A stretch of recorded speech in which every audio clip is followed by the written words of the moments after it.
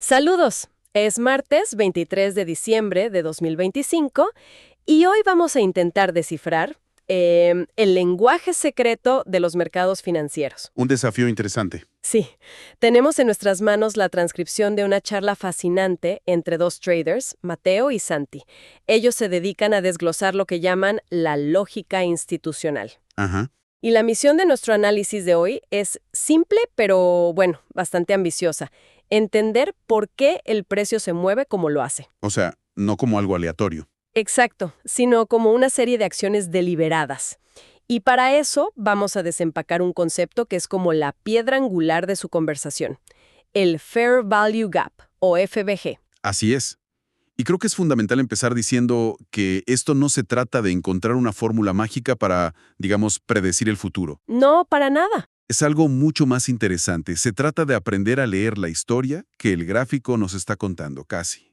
Casi como si fuera un libro. Me gusta esa analogía. La idea central que ellos transmiten es dar un salto cualitativo, pasar de ser un participante reactivo, De los que persiguen el precio y siempre llegan tarde. justo, a ser uno que opera con intención, porque comprende la mecánica que se esconde detrás de los movimientos más bruscos y, en apariencia, caóticos. De acuerdo, pues vamos a desempacar esa mecánica. La conversación arranca con una afirmación contundente. El mercado no se mueve al azar. Para nada. Es la base de todo. Así que, para empezar por el principio, ¿qué es exactamente un Fair Value Gap? Porque, a ver, el nombre suena bastante académico, ¿no? Sí, suena a clase de economía, totalmente, pero el concepto en sí es muy visual, muy intuitivo. Para ponerlo en palabras sencillas, un FBG es un desequilibrio. Un desequilibrio. Es una herida en el precio. Imagina que el precio se mueve de forma eficiente cuando hay un buen peloteo entre compradores y vendedores, ¿no? Claro, un balance. Pero de repente, una de las partes, digamos los vendedores, golpea la pelota con una fuerza descomunal.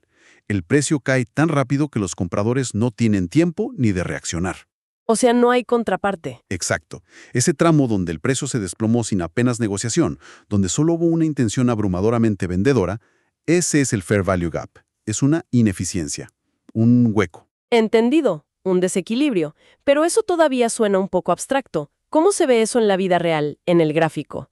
¿Busca un patrón obvio o es algo que requiere mucha interpretación? Es mucho más obvio de lo que parece. Esa es su belleza. Piensa en la estela que deja un barco al pasar a toda velocidad por aguas tranquilas. Ok, buena imagen. En el gráfico, esa estela es un patrón visual muy claro de tres velas. Te explico. Tomas la vela que genera el movimiento fuerte, la del medio, que suele ser una vela grande, con cuerpo, La vela explosiva. esa misma. Luego miras la vela anterior y la vela posterior. Si la parte más baja de la mecha de la primera vela y la parte más alta de la mecha de la tercera no se superponen en ningún punto, O sea, la primera y la tercera vela están tan separadas por la del medio que sus mechas ni siquiera se tocan. exactamente, ese espacio vertical que queda vacío en medio es el Fair Value Gap. Es una firma visual muy clara de que la velocidad fue extrema.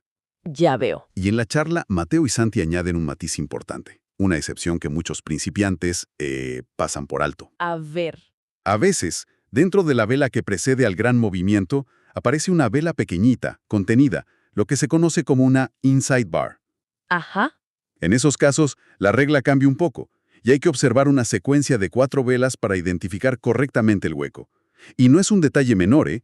Es la prueba forense de que una institución ejecutó una orden con tanta fuerza que el algoritmo no tuvo tiempo de equilibrar nada. De acuerdo, ya tenemos la huella del crimen, por así decirlo. Localizamos ese hueco de 3 o 4 velas, ¿y ahora qué?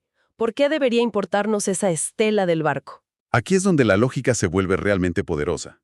Porque según este enfoque, el mercado tiene memoria Tiene memoria. y odia las ineficiencias. Esas heridas en el precio no quedan en el olvido. La transcripción describe los FBGs como si fueran imanes. Imanes, ok. Tiene una fuerza gravitacional que tiende a traer el precio de vuelta a esa zona. Y el propósito de este regreso es sanar la herida, reequilibrar las cosas, permitir que se ejecuten las órdenes que quedaron pendientes. Entiendo. A todo este proceso de retorno y relleno del hueco se le llama mitigación. O sea que el precio tiene que volver a la escena del crimen para limpiar el desorden que dejó. Es un concepto de búsqueda de eficiencia. Exactamente. Ahora, me surge una duda. ¿Eso significa que el precio siempre vuelve y rellena el hueco por completo? Siempre es una palabra muy peligrosa en el mundo del trading. Cierto. La tendencia a volver es muy fuerte, por eso la analogía del imán funciona tan bien. Pero la mitigación puede ocurrir de varias maneras. A veces, al precio le basta con tocar el borde inicial del FBG para reaccionar y continuar su camino. ¿Solo un toque? Sí. En otras ocasiones, y esto es un punto que remarcan mucho en la charla, penetra hasta el 50% de la zona. Ese nivel del 50% parece ser un punto de equilibrio clave, El punto medio. el punto medio. Y otras veces, sí, lo rellena por completo antes de seguir. La clave es que no es una regla matemática, sino una zona de alta probabilidad donde el precio puede reaccionar. El FBG es la pista. Es la pista, pero no cuenta toda la historia por sí solo. Entiendo. El FBG es el dónde podría reaccionar el precio, pero nos falta el por qué. Has dicho que el FBG es el efecto, la consecuencia de un movimiento muy fuerte. Entonces, ¿cuál es la causa? ¿Qué provoca esa violencia inicial? Exacto. Esa es la pregunta del millón. Y la respuesta, según la lógica que exponen, es una sola palabra: liquidez. Liquidez. La liquidez es el verdadero combustible que mueve el mercado. Sin ella, los grandes jugadores no pueden ni arrancar el motor. Mencionas la liquidez como el combustible. En la charla se refieren a dos tipos, buy side y sell side liquidity. Suena a jerga de Wall Street. ¿Podemos traducirlo a lo que un operador realmente ve en su pantalla? Claro, es muy simple. Olvidemos los nombres por un segundo. Sell-side liquidity son todos los stop loss que la gente pone por debajo de un mínimo anterior evidente. Ah, claro. Piensa en todos los traders que compran y ponen su red de seguridad justo ahí. Es una piscina gigante de órdenes de venta. Una acumulación de stops. Y la buy-side liquidity es lo mismo, pero al revés. La piscina de stop loss que se acumula por encima de un máximo anterior evidente. Son puntos predecibles donde se concentra el dinero. De acuerdo. Son zonas donde se acumulan las órdenes de stop de la mayoría. Pero ¿por qué son el combustible? Porque las grandes instituciones, para ejecutar sus órdenes de cientos de millones de dólares, necesitan una contrapartida masiva. Necesitan a alguien que les compre o les venda. Exacto. Si un fondo quiere vender una cantidad enorme de un activo, no puede simplemente pulsar el botón de vender. El mercado se colapsaría y obtendrían un precio malísimo. Claro. Necesitan que alguien, al mismo tiempo, esté dispuesto a comprarles toda esa cantidad.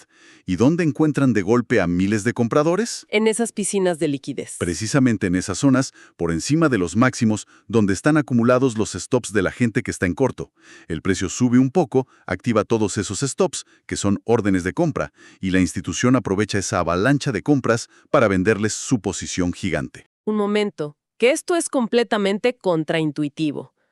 La mayoría de nosotros pensamos que si el precio rompe un máximo anterior, es una señal de fortaleza y va a seguir subiendo. Es lo que nos han enseñado, ¿sí? Pero lo que estás diciendo es que esa ruptura puede ser en realidad una trampa, una caza de stops para que las instituciones puedan cargar combustible y moverse justo en la dirección contraria. Exactamente. Y esto es un cambio de paradigma total. Todos hemos estado ahí, ¿o no? Totalmente. Ves que el precio rompe un máximo y piensas, esto se va a la luna, y compras. Un minuto después, el precio se desploma y te saca la operación en pérdidas. Y te sientes frustrada, piensas que el mercado está en tu contra. Claro. Lo que no sabías es que tu orden de compra y la de miles como tú fue el combustible que una institución necesitaba para ejecutar su venta masiva. En ese momento, tú fuiste la liquidez. ¡Wow! Entender este mecanismo cambia las reglas del juego por completo. Vale, creo que ahora las piezas empiezan a encajar. Entonces, si juntamos todo esto, la caza de liquidez y la huella que deja, el FBG, ¿cómo sería el escenario ideal, la jugada de alta probabilidad que describen Mateo y Santi? Aquí es donde todo converge, en una secuencia muy clara, casi una receta. Ellos proponen buscar 3 pasos en un orden muy específico. A ver. Primero, la barrida de liquidez. El precio se mueve de forma deliberada para tomar los stops por encima de un máximo relevante o por debajo de un mínimo. Paso 1, llenar el depósito. Entendido. Segundo paso, desplazamiento con ruptura de estructura. Inmediatamente después de tomar esa liquidez, vemos un movimiento muy fuerte y rápido en la dirección opuesta. Un movimiento violento. Muy violento y decidido, que rompe un nivel importante de la estructura del mercado. En la transcripción usan las siglas BOS o CHOC. Básicamente es la prueba de que el poder ha cambiado de manos. Los que controlaban el precio acaban de perder la partida. Y supongo que el tercer paso es la consecuencia inevitable de esa violencia. Precisamente. Ese mismo movimiento fuerte que rompió la estructura es el que, por su propia naturaleza, deja atrás nuestro Fair Value Gap. Es la estela del barco de la que hablábamos. Claro. Y aquí está la clave. Un FBG que aparece después de esta secuencia específica tiene una probabilidad mucho mayor de ser respetado. No es un hueco cualquiera en el gráfico. Para nada. Es la consecuencia directa y visible de una maniobra institucional. Se convierte en un punto de referencia lógico porque si una institución provocó todo ese movimiento, es muy probable que tenga interés en defender esa zona cuando el precio vuelva a ella. Ya sea para proteger sus posiciones o para añadir más. Exacto. Esto suena muy potente, pero también me imagino que puede ser fácil equivocarse.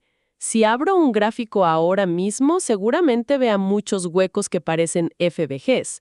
¿Cómo sé a cuál prestarle atención? ¿Hay alguna forma de filtrar los buenos de los que son solo ruido? Esa es la pregunta fundamental. Y es donde se separa un análisis profesional de uno amateur. Y sí, absolutamente, hay filtros. El primero, y más importante, según argumentan, es el contexto. El contexto. La ubicación lo es todo. Aquí es donde entra en juego una idea muy simple pero poderosa. La lógica de comprar barato y vender caro. Ellos hablan de zonas premium y de descuento. Premium y descuento, como en las rebajas. Exactamente como en las rebajas. Es simple lógica de negocio. Las instituciones no quieren comprar caro y vender barato. Tiene sentido. Si trazas un rango de precio relevante, por ejemplo, el máximo y el mínimo de la semana anterior, puedes dividirlo por la mitad. Todo lo que esté por encima del 50% es la zona premium, la zona cara. ¿Y lo de abajo? La de descuento. Todo lo que esté por debajo es la zona de descuento, la zona barata. La lógica es buscar operaciones de compra únicamente en FBGs que aparezcan en la zona de descuento y ventas solo en FBGs que estén en la zona premium. Es un filtro de sentido común brutal. Totalmente. Te evita entrar en los peores sitios posibles. Ok, la ubicación es clave. Buscar rebajas. Me queda claro. En la charla también se menciona otro concepto que parece ir de la mano con los FBGs, los order blocks. ¿Qué papel juegan en todo esto? Los order blocks son otra capa de confirmación. Si el FBG es la estela del barco, el order block es el puerto desde donde zarpó. Me encanta la analogía. Generalmente es la última vela en la dirección contraria justo antes del gran movimiento explosivo. Es la zona donde se asume que las instituciones acumularon y cargaron sus órdenes masivas. El punto de origen. El punto de origen.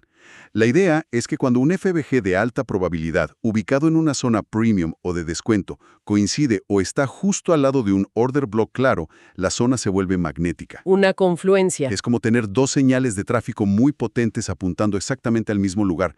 La probabilidad de que el precio reaccione ahí aumenta considerablemente. Entonces tenemos la secuencia ideal, el filtro de la ubicación y la confluencia con un order block. Ya es momento de apretar el gatillo cuando el precio llega a esa zona. Aún no. Y este es el consejo de gestión que más repiten en la transcripción.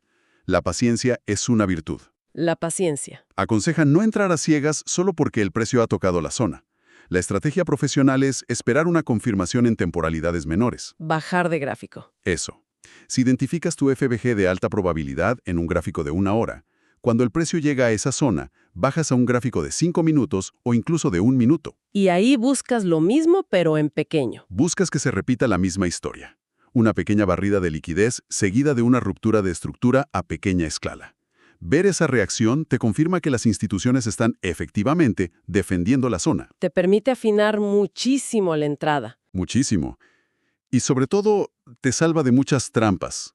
En resumen, lo que hemos explorado hoy, basándonos en esta charla, es una forma de leer el gráfico que va mucho más allá de patrones aislados. Es casi como ver una partida de ajedrez, Sí, totalmente. entendiendo las intenciones y tácticas de los grandes jugadores. El cambio de mentalidad es profundo. Dejar de ser la pieza que se sacrifica, la liquidez para otros, y empezar a pensar como quien mueve el tablero. Totalmente. La lógica que subyace es muy coherente. El mercado a largo plazo siempre busca la eficiencia, y en su viaje constante de una piscina de liquidez a otra, a menudo se mueve de forma muy ineficiente. Y ahí es donde deja las pistas. Es en esa ineficiencia donde deja estas pistas, estos fair value gaps, para que los operadores atentos puedan seguir su rastro. No es magia, es simplemente la mecánica del mercado al descubierto. Y para cerrar, la transcripción nos deja con una analogía muy potente que invita a pensar. Si el mercado es una aspiradora gigante y un fair value gap es esa pequeña pelusa que deja atrás al pasar demasiado rápido por una alfombra, Ajá. y la pregunta que queda flotando es, ¿qué otras huellas de ineficiencia, quizás menos obvias que un patrón de 3 velas, podrían estar dejando las instituciones en su camino?